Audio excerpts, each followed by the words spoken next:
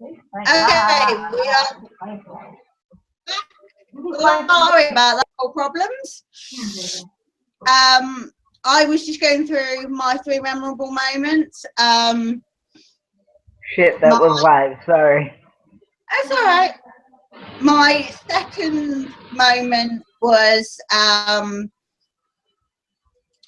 was a big Jake the Snake fan, and when Earthquake squashed Damien, his python, you can only see edited versions of it, but it was actually quite a long segment because he tied him in the ropes and then did the backwards and forwards splash thing. Yeah.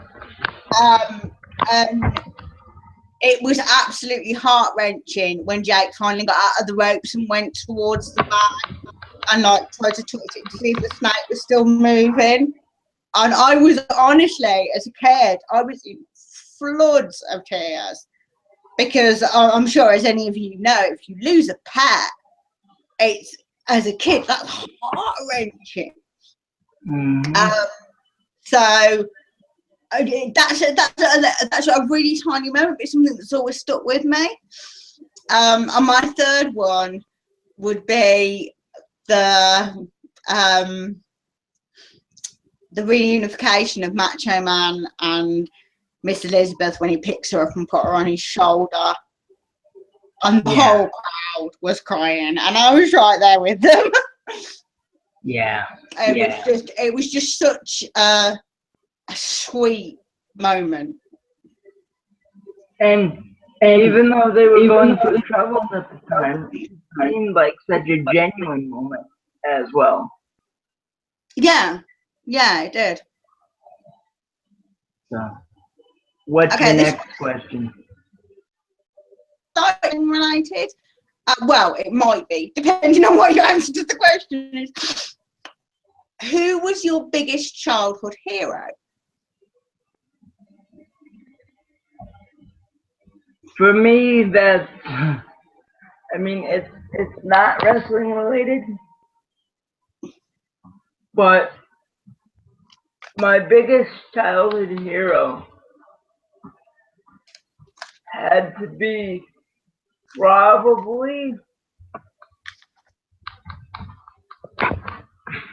and she may see this video, she may not, and if anybody wants to call me a mama's boy, I don't care, but it's my mother.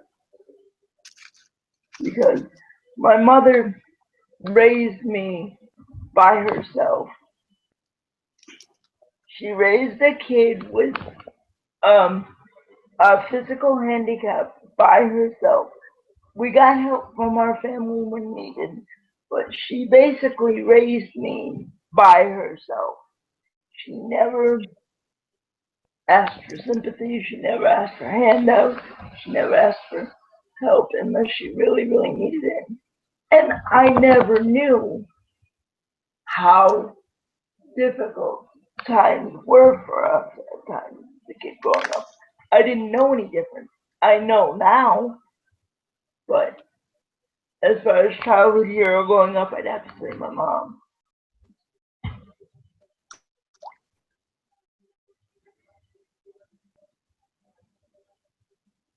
So that's my answer.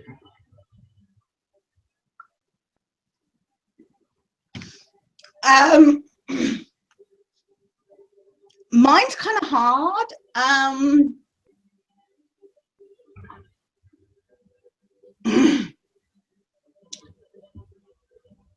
Because I think honestly, I would probably say my brother.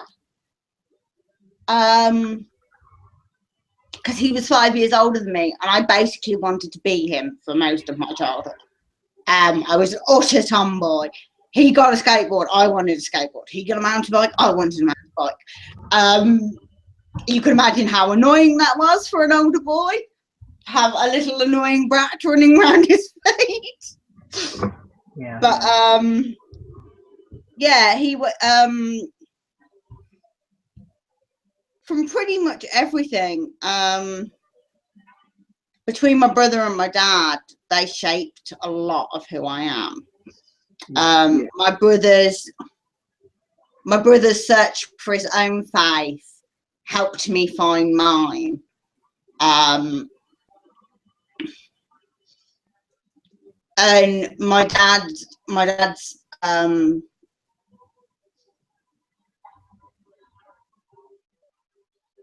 encouragement and appreciation of intellect always sort of taught me to think and to question, which is something that I still hold as something I find very important. Yeah. So yeah, my brother and my dad. Yeah, that's a good one. Shortly followed by Spider-Man. Yeah. Of course you would do that. Okay, what was the last thing you watched that made you mark out? Sasha versus Bailey. Cool. Fair enough. I have no arguments there, really. I totally understand that. Mine was slightly more recent than that. When the Dudley Boys music hit, when they came back. Yeah. I marked out like a good one. Yeah. I really enjoyed that.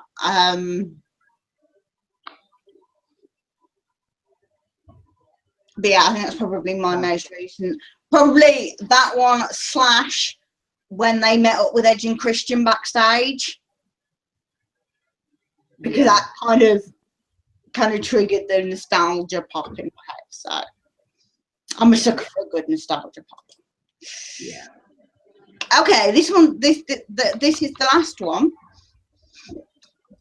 Which wrestlers' heel and face turns over the curve of their career had the most emotional impact on you? Their turns? Yeah. Nobody's turn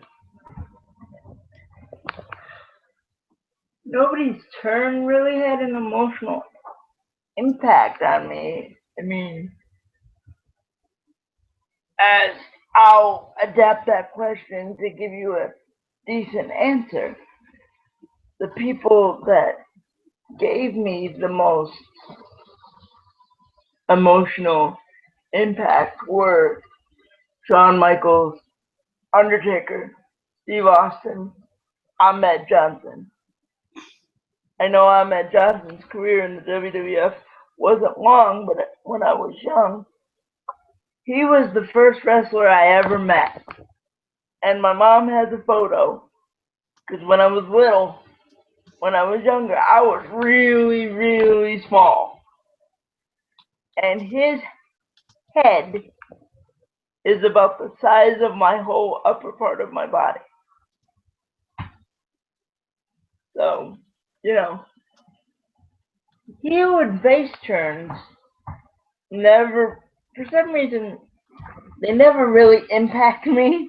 I just find them cool. This guy's trying something else. That's why this is going to make me sound like a Cena hater, but I would love for WWE to get another guy to drive the merchandise sales as good as John does, and then turn him heel. Because it would be nice to give him something fresh to do. I would also like to see him rap in a PG environment. It would be, to me, you're talking about intellectually stimulating and stuff. That would be a real challenge for him. Because you can't just throw F-bombs in every third word, or you can't, use the C word for a woman or the N word. Especially, you cannot use the N word these days. No. So, it would be interesting to see what he would come up with. For me, it was Jericho. Yeah. When he turned on Shawn, that really hit me. When he came back as a serious Jericho, Yeah. I was just like, I can't wait to see what he does next. But yeah, he pulled me in as a face. He intrigued me as a heel. He pulled me backwards and forwards emotionally. So yeah, I would say Jericho.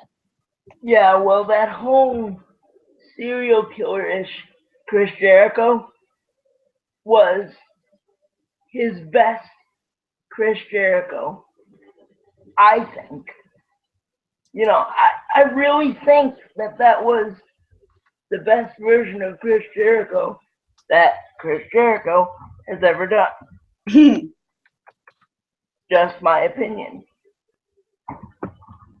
I would have liked to have seen him do that run a shit ton longer. Yeah. Now, do you have any others? Nope, that is our 10 questions. Well, I have something for you since we haven't done a video in a very long time and so much has happened and whatnot. How did both Rowdy Roddy Piper and Dusty Rhodes' passing affect you? They both affected me, but for slightly different reasons. Okay. Dusty hit me because my heart just totally went out to Cody and Dustin. I know what it's like to lose a father, and it is one of the hardest things you go through in life. And when I heard, I was just like, oh God, poor Cody, poor Dustin. Yeah. And I just think it was such a shame because he was helping so many of the younger talents in NXT, and he was really in a way he made as much impact after his career in helping people than he did in his career. Yeah. But I will admit, and this is no shame on him at all, he wasn't really a character that I was deeply invested in as an on-screen talent. So it didn't hit me in that terms and in the fandom terms of loss because he hasn't been in the ring for so long. But it hit me for Cody and Dustin. Roddy hit me as a fan. Yeah. Because I adored him from the first time I saw him, and I'll never forget his feud with Bret Hart, and he did this promo talking about Bret Hart's mum making sandwiches, and it was just brilliant. It was just absolutely brilliant. And I will say the best part of that promo is at that time, it was the one I believe for WrestleMania 8 when they were about to face off. And if you watch that promo closely, the way they shot it, you can see at one point when he starts talking about the sandwiches and the ice cream and the bear and the toes thing, and we know all about the bear now because of the Heart Foundation DVD, that was real. All that was real. The fact that while Roddy's doing that and they're about to face each other for the second most prestigious title in the company at the time, Bret is trying not to bust out laughing. which made that even better because you could tell that was the first match I remember watching. Of course, not live, so I was too young, and I wasn't really in watching all that stuff at the time. But looking back at it, you could tell that match really wasn't about two guys going in there wanting to kill each other. It was two guys going in there that loved each other, that just wanted to put on the best match on that show. And I think when you look back at WrestleMania 8, that is the best match on that show. Yeah, I mean, there are so many Piper moments that are just truly iconic. And I think it was funny because recently someone reminded me to watch HBK Angle from WrestleMania 21 again. Yeah. And I remembered why I didn't remember that match as much, because the next segment is Stone Cold on Piper's Pit.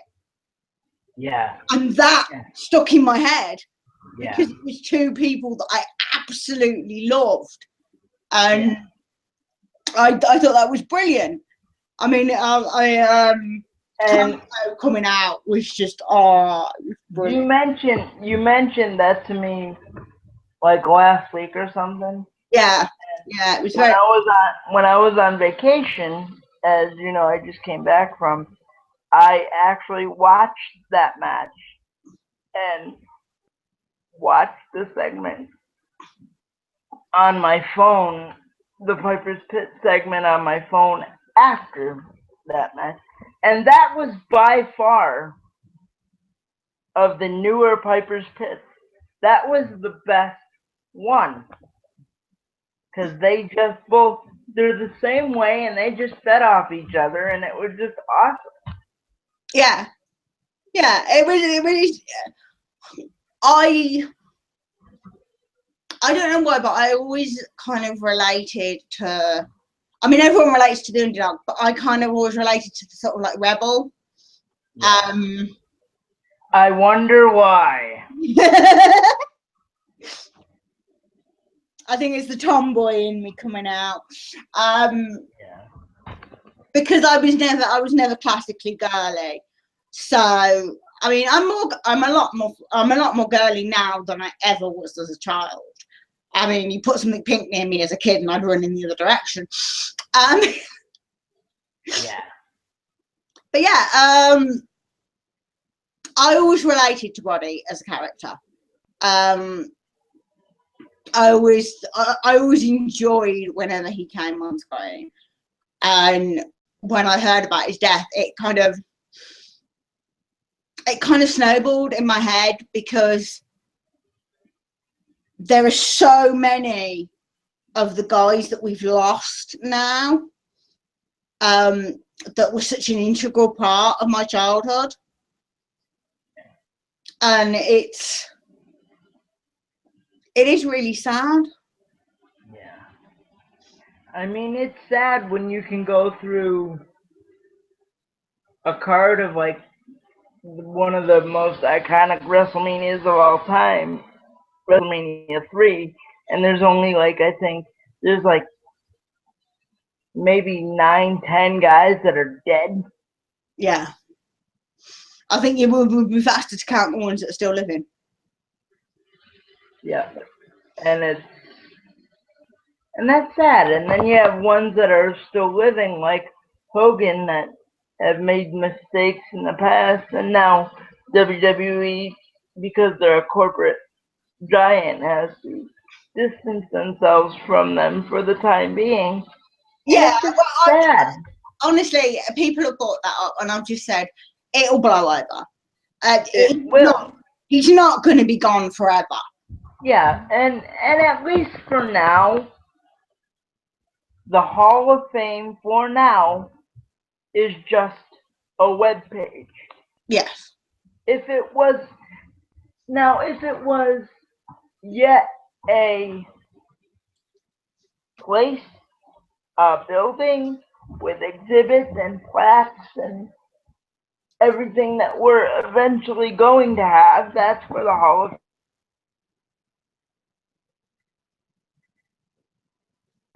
supposedly in negotiations for years with, Universal Studios or a park like that to try to make it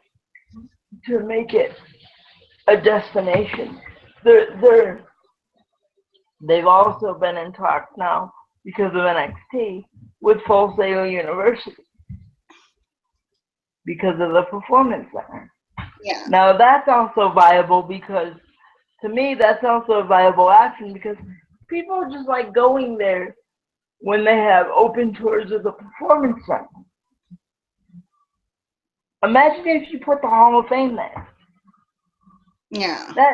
And split the profits with the university. Yeah. Yeah. But that's where we would run into a serious problem if it became more than a web page and one night speeches. But for now, it's not that big a deal.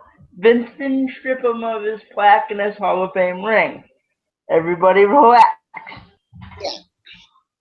Yeah.